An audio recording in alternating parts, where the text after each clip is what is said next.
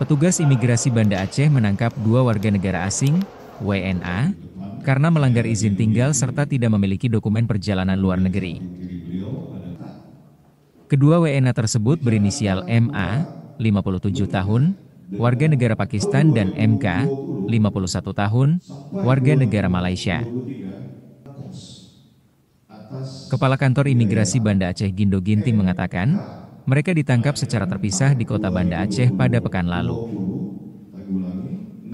Menurutnya, warga negara Pakistan berinisial MA masuk secara ilegal tanpa paspor dan visa ke wilayah Indonesia melalui Tanjung Pinang, Kepulauan Riau pada 2024. Selanjutnya, MA menuju Jakarta serta tinggal selama 4 bulan.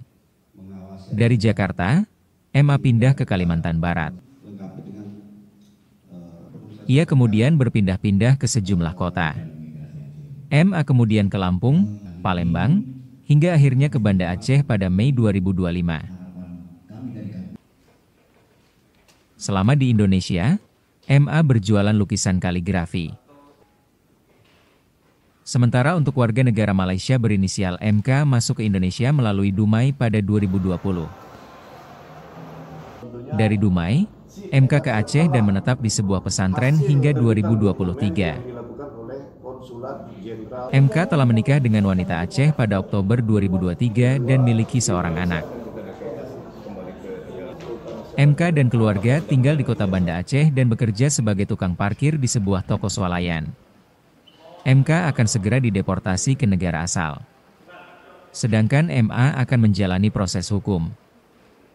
Diamankan 2 orang warga negara asing yang diduga melakukan pelanggaran hukum keimigrasian di wilayah kerja kantor imigrasi Banda Aceh. Untuk pelanggaran yang sudah kita lakukan investigasi, yaitu diduga yang bersangkutan inisial MA 57 tahun warga negara Pakistan melanggar pasal 119 dan pasal 113 Undang-Undang Nomor 6 Tahun 2011 tentang keimigrasian. Kalau untuk Pakistan, sejak dia masuk di Banda Aceh ini sudah berjalan sekitar 17 hari. Di Palembang sudah sekitar 20 hari. Kemudian di Sintang sama Putu Sibau, daerah Kalimantan Barat sudah 3 bulan.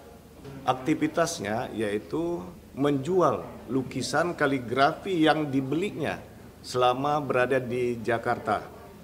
Ada kemungkinan deportasi, Pak? Ada kemungkinan deportasi di Malaysia, Pak? Kalau untuk